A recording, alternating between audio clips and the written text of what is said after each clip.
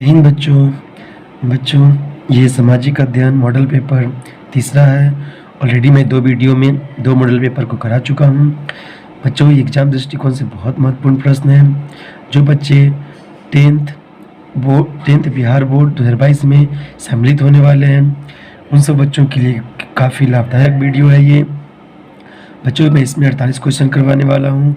इसमें से बहुत सारे वैसे प्रश्न हैं जो ऑलरेडी पिछले एग्ज़ाम में पूछे जा चुके हैं। तो बच्चों ये वीडियो आपको मौका देता है ये जांचने का कि आपका तैयारी अब तक का कैसा रहा है, कैसा चल रहा है, और आपकी तैयारी को और बेहतर करने के लिए ये वीडियो काफ़ी महत्वपूर्ण हो सकता है। तो बच्चों अधिक पूरी वीडियो को देखिए और हमें अपना स्कोर बताइए, आपने कितने क्वेश्चन का सही जवाब करा। ठीक है, इसके अलावा अगर कुछ कन्फ्यूजन रह जाता है तो आप हमें कमेंट में बता सकते हैं। मैं पूरा प्रयास करूँगा कि उस सारे प्रश्नों को अगली वीडियो में लेके आऊँ। चलिए ज़्यादा समय ना लेते हुए वीडियो को स्टार्ट करते हैं। बच्चों पहला क्वेश्चन है, यूरोप वासियों के किस देश का साहित्य एवं ज्ञान विज्ञान प्रेरणा का स्रोत रहा है। क्वेश्चन है, मैं फिर से रिपीट कर देता हूँ, यूरोप वासियों के लिए किस देश का साहित्य एवं ज्ञान विज्ञान प्रेरणा का स्रोत रहा है। तो बच्चों पहला का आंसर होगा ऑप्शन नंबर बी, यूनान। नंबर दूसरे क्वेश्चन की तरफ चलते हैं, इटली एवं जर्मनी वर्तमान में किस महादेश के अंतर्गत आते हैं। इटली एवं जर्मनी बच्चों वर्तमान में यूरोप महादेश के अंतर्गत आते हैं। ठीक है, एशिया महादेश, हम लोग भारत जो है एशिया महादेश में है, हम लोग एशिया महादेश में आते हैं। क्वेश्चन नंबर 3, रूस में जार का अर्थ होता है। बहुत बच्चों ये बहुत बार एग्जाम में पूछा जा चुका है ये क्वेश्चन, और बहुत संभावना है कि अगले साल भी ये क्वेश्चन आपके एग्जाम में देखने के लिए मिल सकता है। तो बच्चों इसका राइट आंसर होगा रूस का सम्राट। रूस का सम्राट ऑप्शन नंबर डी। रूस में जार का अर्थ होता है रूस का सम्राट। चलते हैं अगले क्वेश्चन की तरफ। क्वेश्चन नंबर 4, हिंद चीन क्षेत्र में कौन से देश आते हैं। हिंद चीन क्षेत्र में कौन से देश आते हैं। तो बच्चों क्वेश्चन नंबर 4 का आंसर आता, 4 का राइट आंसर होगा option number C, Cambodia, Vietnam, Laos. Question number 5, Vallabh Bhai Patel को सरदार की उपाधि किस किसान आंदोलन के दौरान दी गई थी। बच्चों सरदार वल्लभ भाई पटेल भारत के प्रथम गृह मंत्री थे। ठीक है, इन्होंने पूरे भारत को एक करने का काम किया था। पूरे भारत अलग अलग बिखरा हुआ था, सब पूरे भारत को अलग अलग राज्यों को एक में करने का बहुत श्रेय इनको जाता है। इसी कारण इनको उपाधि दी गई थी। उन्होंने किसान आंदोलन में भाग लिया था, वहाँ के किसानों ने इन्हें सरदार की उपाधि दी थी। तो उसका राइट आंसर होगा 5 का ए, बारदोली। बारदोली में किसानों के द्वारा आंदोलन किया गया था, वहाँ पर ही किसानों ने सरदार वल्लभ भाई पटेल को सरदार की उपाधि दी थी। चलते हैं अगले क्वेश्चन की तरफ। जनसंख्या का घनत्व सबसे अधिक कहाँ होता है। बच्चों जनसंख्या का घनत्व जो होता है वो सबसे अधिक होता है महानगर में। महानगर में जनसंख्या का घनत्व सबसे अधिक होता है। घनत्व का मतलब होता है बच्चों कि उसका क्षेत्र, उस जगह का क्षेत्र कम होता है लेकिन वहाँ आदमी ज़्यादा रहता है। ठीक है, ज़्यादा निवास करते हैं, इसलिए उसको घनत्व से नापा जाता है। तो इसका क्वेश्चन नंबर 6 का राइट आंसर होगा महानगर। क्वेश्चन नंबर 7, स्वराज दल के अध्यक्ष कौन थे। स्वराज दल के अध्यक्ष बच्चों ऑप्शन नंबर 7, क्वेश्चन नंबर 7 का राइट आंसर होगा 7 का डी, चित्तरंजन दास। स्वराज दल के जो अध्यक्ष थे वे थे Chittaranjan Das. Question number 8, Karl Marx का जन्म कहाँ हुआ था। क्वेश्चन नंबर 8, कार्ल मार्क्स का जन्म कहाँ हुआ था। ऑप्शन नंबर बी इसका राइट आंसर होगा जर्मनी। कार्ल मार्क्स का जन्म जर्मनी में हुआ था। क्वेश्चन नंबर 9, महात्मा गांधी दक्षिण अफ्रीका से भारत कब आए। तो बच्चों इसका राइट आंसर होगा महात्मा गांधी दक्षिण अफ्रीका से 1915 में वापस आए थे। चलते हैं क्वेश्चन नंबर 10 की तरफ। क्वेश्चन नंबर 10 कह रहा है, वियतनाम कब स्वतंत्र हुआ। बच्चों वियतनाम स्वतंत्र हुआ था। क्वेश्चन नंबर 10 का राइट आंसर है ऑप्शन नंबर बी, 1945 में।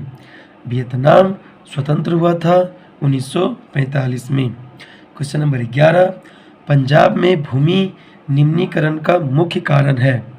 पंजाब में भूमि निम्नीकरण का मुख्य कारण है। क्वेश्चन नंबर 11 का राइट आंसर है ऑप्शन नंबर डी, अधिक सिंचाई। अधिक सिंचाई पंजाब में भूमि निम्नीकरण का मुख्य कारण है। क्वेश्चन नंबर 12, देश के बांधों को किसने भारत का मंदिर कहा था? देश के बांधों को किसने भारत का मंदिर कहा था? तो बच्चों इसका राइट आंसर होगा पंडित नेहरू। पंडित जवाहरलाल नेहरू को ही शॉर्ट में लिख दिया गया है पंडित नेहरू। चलते हैं अगले क्वेश्चन की तरफ। क्वेश्चन नंबर 13, ऊर्जा का गैर पारंपरिक स्रोत है। बच्चों ऊर्जा का जो गैर पारंपरिक स्रोत है उसका ऑप्शन राइट ऑप्शन होगा सौर ऊर्जा। ऊर्जा का गैर पारंपरिक स्रोत सौर ऊर्जा आता है, जबकि कोयला, विद्युत, पेट्रोलियम ये सारी चीज़ें पारंपरिक स्रोत में आते हैं। पारंपरिक मतलब जिसका निर्माण ही ऊर्जा के लिए किया जाता है उसको पारंपरिक कहते हैं। और गैर पारंपरिक मतलब होता है जिसका निर्माण ऊर्जा के लिए तो नहीं किया गया लेकिन ऊर्जा के रूप में उसका इस्तेमाल करते हैं, इसी चीज़ को हम लोग कहते हैं गैर पारंपरिक। क्वेश्चन नंबर 14, भोपाल त्रासदी में किस गैस का रिसाव हुआ था? भोपाल त्रासदी में किस गैस का रिसाव हुआ था? बच्चों इसका राइट आंसर होगा मिथाइल आइसोसाइनाइड। क्वेश्चन नंबर 15 की तरफ चलते हैं। क्वेश्चन नंबर 15 कह रहा है फाल्टा विशेष आर्थिक क्षेत्र कहाँ स्थित है? तो बच्चों 15 का राइट आंसर होगा ऑप्शन नंबर बी, पश्चिम बंगाल। अगला क्वेश्चन है संजय गांधी जैविक उद्यान किस नगर में स्थित है? बच्चों इसका राइट आंसर होगा 16 का डी, पटना। मंदार हिल किस जिला में स्थित है? बच्चों मंदार हिल जो है आपका ऑप्शन नंबर सी, बांका में स्थित है। उच्चावच प्रदर्शन के लिए हेस्यूर विधि का विकास किसने किया था? क्वेश्चन नंबर 18 का राइट आंसर होगा option number B, Lehman. Question number 19 की तरफ चलते हैं। जर्मनी की सहायता से किस इस्पात कारखाने की स्थापना की गई थी? तो 19 का राइट आंसर होगा option number A, Rourkela. Rourkela में जर्मनी की सहायता से इस्पात कारखाने की स्थापना की गई थी। क्वेश्चन नंबर 20, इनमें कौन धात्विक खनिज नहीं है? तो बच्चों 20 का राइट आंसर होगा सी, 20 का राइट आंसर है सी, अभ्रक। क्वेश्चन नंबर 21, भारत में पहली बार केंद्र में गैर कांग्रेसी सरकार कब बनी थी? तो बच्चों इसका राइट आंसर होगा 21 का बी, 1977 में, जब मोरारजी देसाई भारत के प्रधानमंत्री बने थे। वो पहले गैर कांग्रेसी नेता थे जब आपातकाल के बाद गैर कांग्रेसी सरकार भारत में पहली बार बनी थी। क्वेश्चन नंबर 22, इनमें से कौन राष्ट्रीय पार्टी है?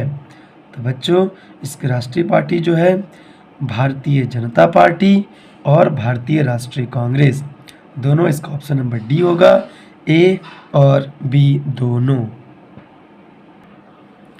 चलते हैं अगले क्वेश्चन की तरफ। क्वेश्चन नंबर 23, उस कानून का नाम बताएं जो एक जन आंदोलन के द्वारा प्राप्त किया गया। बच्चों 23 का जो राइट आंसर होगा ऑप्शन नंबर ए, 23 का ए, सूचना का अधिकार। सूचना का अधिकार कानून था जो पहले एक जन आंदोलन था, बाद में इसे कानून बना दिया गया। Question number 24, Bahujan Samaj party के संस्थापक कौन थे? तो बच्चों 24 का right answer option number B, Kanshiram. Kanshiram जो थे बहुजन समाज पार्टी, जिसको बीएसपी भी कहते हैं, जिसकी मुखिया भी मायावती हैं, वही उस पार्टी के संस्थापक कांसीराम के द्वारा की गई थी। क्वेश्चन नंबर 25, संघ सरकार का उदाहरण है। बच्चों 25 का राइट आंसर होगा option number A, America. America में संघ की सरकार है। क्वेश्चन नंबर 26, चिपको आंदोलन का प्रारंभ किस राज्य में हुआ? किस राज्य से हुआ? तो बच्चों 26 का जो राइट आंसर होगा डी उत्तराखंड। हालांकि बच्चों जब ये आंदोलन स्टार्ट हुआ था, शुरू हुआ था, उस समय उत्तर प्रदेश में ही उत्तराखंड था। अब जाके उत्तराखंड को उत्तर प्रदेश से अलग कर दिया गया है। चलते हैं अगले क्वेश्चन की तरफ। नर्मदा बचाओ आंदोलन संबंधित है किससे? 27 का जो राइट आंसर होगा ऑप्शन नंबर ए पर्यावरण से। क्वेश्चन नंबर 28 सूचना का अधिकार कानून कब लागू हुआ? बच्चों 28 का ऑप्शन नंबर होगा बी 2005। क्वेश्चन नंबर 29 बिहार में संपूर्ण क्रांति का नेतृत्व किसने किया था? बहुत बार एग्जाम में पूछा है बच्चों, पिछले 2 वीडियो में भी मैं ये क्वेश्चन बता चुका हूँ आपको। इसका राइट आंसर होगा डी जयप्रकाश नारायण। संपूर्ण क्रांति का नेतृत्व बिहार में जयप्रकाश नारायण के द्वारा हुआ था। चलते हैं अगले क्वेश्चन की तरफ। क्वेश्चन नंबर 30 निम्न को प्राथमिक क्षेत्र कहा जाता है किसे प्राथमिक क्षेत्र कहा जाता है? तो बच्चों इसका राइट आंसर होगा, इसका राइट आंसर होगा ऑप्शन नंबर 30 का जो राइट आंसर है वह ऑप्शन नंबर बी मछली पालन। क्वेश्चन नंबर 31 भारत की आर्थिक व्यवस्था है। 31 का जो राइट आंसर होगा, 31 का राइट आंसर होगा ऑप्शन नंबर सी मिश्रित। और क्वेश्चन नंबर 32 भारत में किस राज्य का प्रति व्यक्ति आय सर्वाधिक है? तो बच्चों 32 का जो राइट आंसर होगा option number C Goa. Question number 33 वैश्वीकरण का अर्थ है। बच्चों वैश्वीकरण का जो अर्थ है, क्वेश्चन नंबर 33 का राइट आंसर होगा ऑप्शन नंबर बी व्यापार, पूंजी, तकनीक, हस्तांतरण, सूचना प्रवाह द्वारा देश की अर्थव्यवस्था। चलते हैं अगले क्वेश्चन की तरफ। भारत में योजना आयोग का गठन कब हुआ था? तो बच्चों 34 का राइट आंसर होगा ऑप्शन नंबर ए 15 मार्च 1950 में।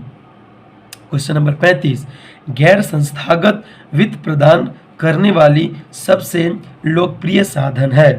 बच्चों 35 का जो राइट आंसर होगा ऑप्शन नंबर बी महाजन। क्वेश्चन नंबर 36 कौन बीमारू राज्य नहीं है?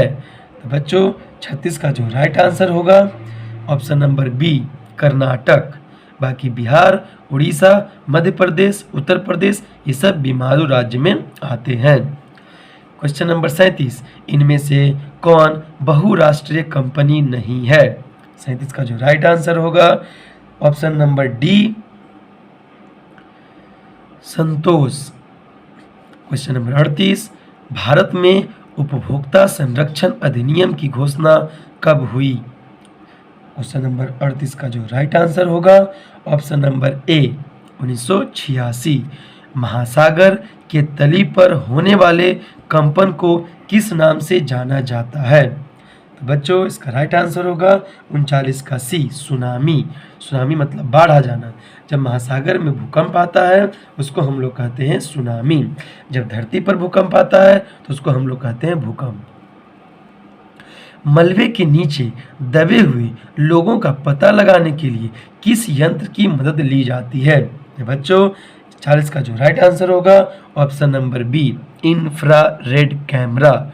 एक इंफ्रारेड कैमरा होता है, उसके द्वारा कोई अगर ज़मीन में कहीं पे कोई घर वगैरह गिर गया है और उसके अंदर कोई आदमी दब गया है या कहीं भूकंप आ गया हो, कहीं कुछ भूस्खलन हो गया है और वहाँ कोई आदमी दब गया है, तो आदमी तो बाहर से देख नहीं पाएगा कि अंदर कौन दबा है। तो इंफ्रारेड एक कैमरा आता है, उसकी मदद से उस चीज़ को देखा जा सकता है जो चीज़ दबा हुआ होगा मलबे के अंदर। बच्चे मलबे का मतलब होता है कि टूटा फूटा हुआ चीज़, जैसे घर है वो गिर जाए तो गिरने के बाद वो छोटे छोटे टुकड़ों में बढ़ जाएगा। बहुत सारा ईंटा में सीमेंट वगैरह ये सब लकड़ी वगैरह सब टूट जाता है, टूट के छोटा छोटा टुकड़ों में बन जाता है। इस चीज़ को कहा जाता है मलबा। जैसे एक हेलीकॉप्टर है वो क्रैश कर गया तो टूट के अलग अलग पार्टों में बढ़ जाता है, उसको हम लोग कहते हैं मलबा। तो कोई भी जो चीज़ था वो टूट के अलग अलग टुकड़ों में अगर बढ़ जाता है उसको कहते हैं मलबा। तो मलबा के अंदर अगर कोई चीज़ दब गया है तो उसको इंफ्रारेड कैमरा की मदद से देखा जा सकता है। क्वेश्चन नंबर 41 की तरफ चलते हैं। यूरेनियम का प्रमुख उत्पादन केंद्र कहाँ है? तो बच्चों 41 का राइट आंसर होगा option number D Jaduguda. 42 tsunami कहाँ आती है?